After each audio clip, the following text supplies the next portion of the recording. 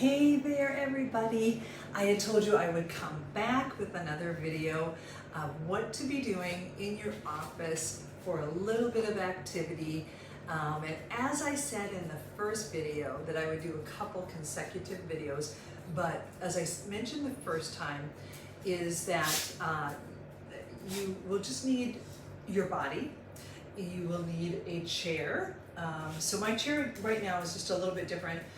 If you have an office chair, if you have a dog like mine who's just a lover and a hugger, that's even better. But if you have an office chair is where I wanted to go with this, is that if it has brakes on it, or you can back it up against a wall, you don't want it to be moving. I don't want you to take any risk and cause injury to yourself, fall down or anything. Speaking of injury or anything, you should always check with your physician to make sure that you are okay to exercise. What we're doing in the office is pretty easy. It shouldn't cause you any problems, but if there's anything contraindicated, you do want to check with your doctor.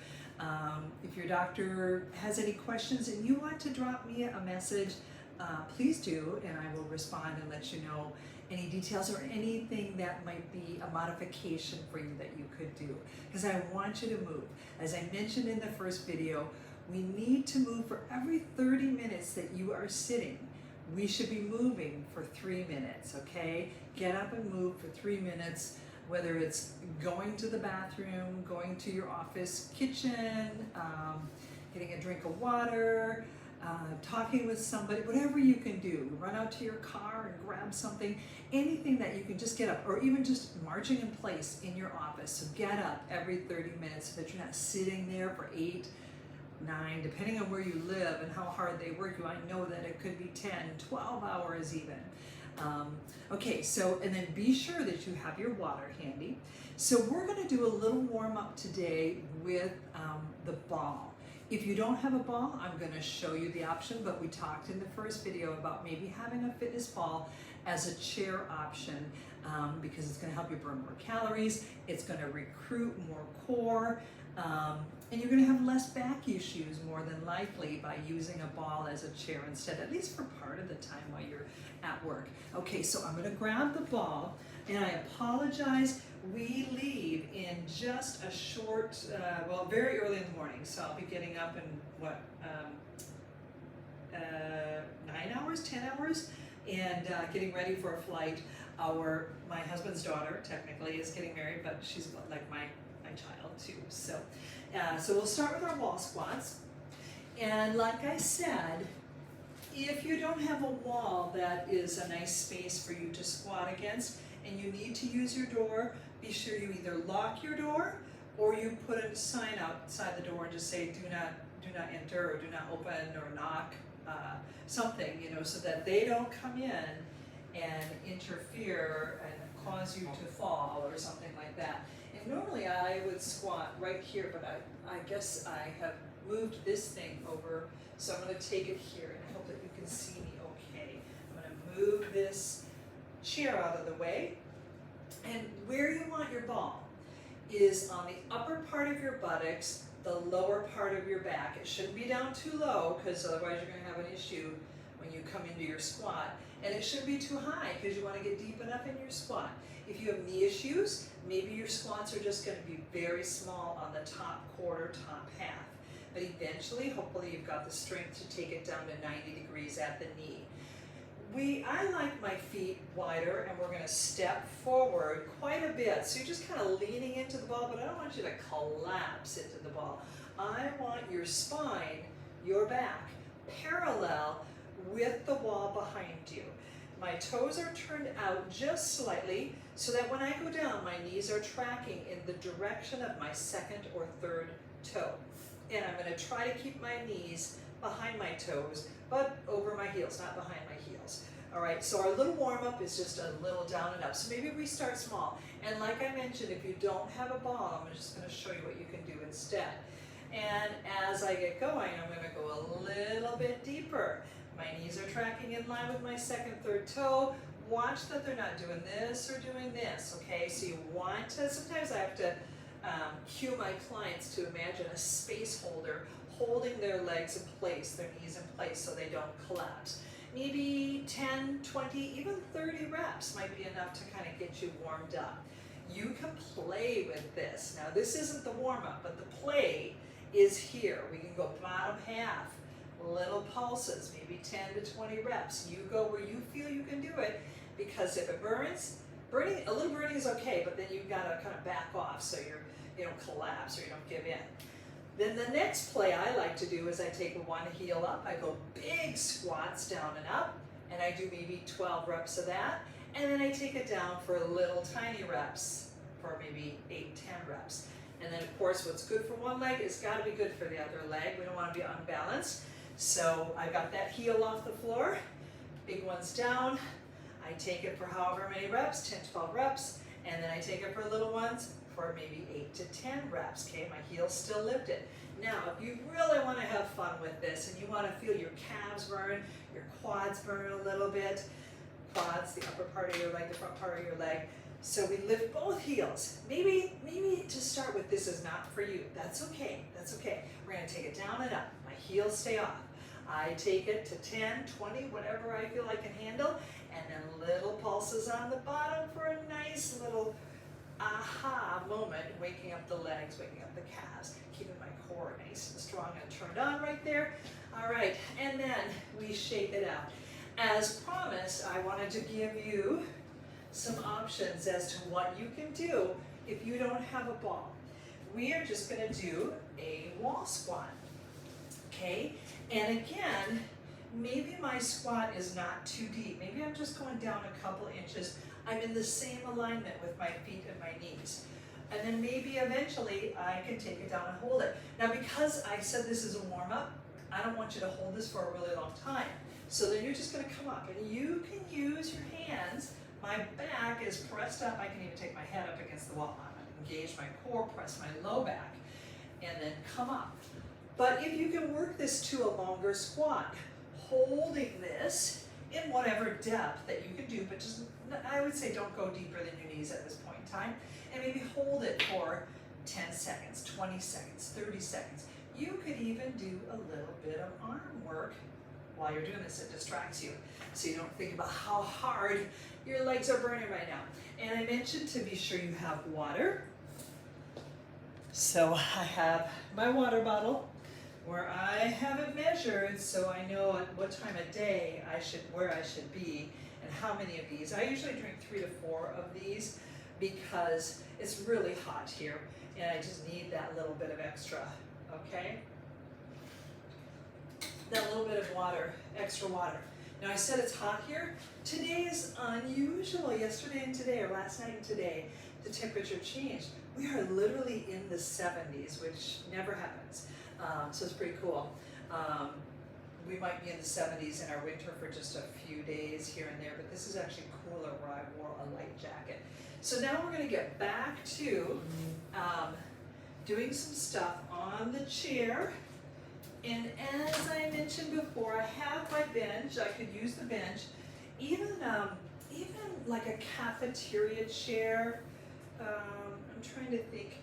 When I taught Silver Sneakers, we had a chair with either a square or round seat. It's metal legs, metal sides, and then just a little back pad that supports your back. And that's also a nice chair that you can use. And we're going to use our tubing today. I'm going to take you into a little bit of upper body. So I'm seated on my chair, and I want to do chest press. And I'm going to take this behind. And depending on your chair, you want to make sure that this is not going to slide up and smack you in the back of the head. So if you've got a way of kind of looping it underneath where it's stable, so I could loop it underneath the arm, so that would give me more stability. So if it smacks me, it's my own fault. Okay, then you're going to take your hands into your straps, and I like to have the band on the outside of my arms, on each side of the arm. Okay, I'm sitting up nice and tall. I'm not using the backrest, but if you have any issues and you need to use the backrest to begin with, that's okay. And so I like to recruit my core a little bit more. And so we're going to press out and in. press. And now if you find that your band, your tubing, is just a little bit too long, then maybe you're going to want to take it in where the straps are. You take your hands up a little higher or wrap it around your hands a little bit, and then you can continue to go ahead and do with your chest press. Now I want you to look at alignment. My elbows are slightly lower than my shoulders. My hands are just slightly inside the elbows so that I get a good safe position for both elbows and shoulders. And then thinking about the other joint would be your wrist. And my wrist, my knuckles are in line pretty much with my wrist so that I'm not doing this, I'm not doing that. I want to keep it nice and safe here. So that's a chest press. I'm just checking the band to make sure it's not going to slide up. And the next one you can do is a chest fly. Again, your alignment's going to be similar, elbows slightly lower than your shoulders, and you're pretty much squeezing in line with your chest as you do this. You can play with this. You can go right arm and left arm. Now this is my band's a little bit long for this, so if I shorten it, it'll be better. But I do like having the handles myself. I've got a little bit of arthritis in the hands, and so having the handles and sometimes being able to open my hands up is really helpful if my hands are in pain. So that's for my chest. Now I want to do a little work for my back. The next video I'm going to do a little more leg work for you, okay? So for my back, we're going to go into a seated row. I've taken it under my feet and I've crossed the band so that I can go into a row. Now I've got maybe a little bit of curve on my shoe, on the arch. I want it under the arch of my foot, but if your shoes are flat and it's going to snap off and hit you in the face, that's not good. So you could put your feet down and kind of support it. Because as I mentioned before, I had the septoplasty surgery and my nose is still a bit fragile. I wouldn't want to snap my nose. I'm going to take my feet and kind of put a little pressure on it. So I'm going to pull. Again, alignment. My elbows are just slightly lower with the shoulders. They're almost in line with the shoulders, but not quite. And my chest is up, my shoulders are down. I'm squeezing through the mid-back, getting a nice little row. And so you could do 10, 12, 15, maybe even only 5 or 8 reps, depending on what it feels like for you. The bands, of course, like I mentioned, have different resistance, so maybe you can do a lot of reps, maybe you can't do many, but just make sure your form is good and that you've got really good range of motion, not short little moves or having to come down here and then not, bringing yourself into position. So this here is really important, that your shoulders are set, your chest is up, your core is stabilized, and you're kind of putting weight into your sit bones. So that bony part of your butt when you're sitting, you'll feel that. You want to kind of ground yourself through there. Now I can add rotation to get into my obliques. So I could do either alternating or I could do so many reps. And you watch out for your chair. For my chair, it's a little bit wider in the back, so my elbow or the back of my arm kind of tapped it a little bit. I could probably have a little more range of motion if that wasn't there, but that's okay. I'm still feeling it. I'm feeling it through my obliques. I'm feeling it right behind on the inside of my shoulder blade, which is, I want to activate that so that I kind of lift and open up the chest. And then same thing on the other side. For alternating for fun, I can go right and left. Okay, so you can play with this a whole bunch. And I may have shown you this on the other video. I've got a reverse fly. So now I'm coming up, sitting up nice and tall, squeezing through the mid-back. Okay. And it's funny because the way the lighting is in here, and I have the black capris on, I literally do not, when I'm looking in the video, I do not see my legs. I know they're here, but I'm not seeing them, and it looks like I have no legs. So that the reverse fly is one good exercise, and then the lat pull down coming. You're going to take a hold of a little bit of your tubing, shoulders down and set, feel the shoulder blades sliding down and into the pockets of where your shoulder blades fit. They're just kind of like you're putting your hands in your front pants pockets and sliding in. And that's kind of where you want your scapula, your shoulder blades to be going. Okay, so those are like 3, 4 exercises for your back. And then I'm going to show you some stretches. So I'm just going to set set that down. I'm actually gonna pack that and bring it with, so I've got my bands and I've got this that I can do a little bit of exercise on my own if I need to at home or even on the plane. I could go into an open area on the plane maybe if it's not bothering anybody, and I could just do a little bit of activity. So now we're going to just go into a nice little twist. Okay, so I want you to think of from the tailbone all the way up to the top of the head. You're just spiraling around, and I'm hanging under the chair. And I'm going to do the same thing on the other side.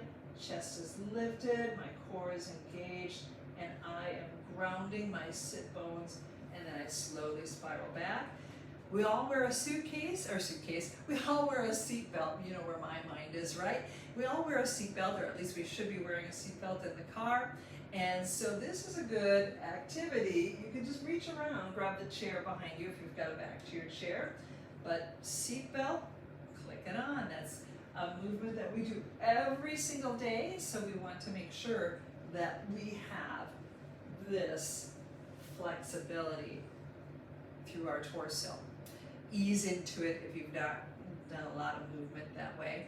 Okay, so the next thing I'm going to do, well, actually I'm going to wrap up this video, and then your next video is going to be a little bit of standing leg work at your chair and some stretches at your chair. So we will talk to you really, really soon, okay? Actually, I'm going to be right on with you on the next video. Bye, thank you.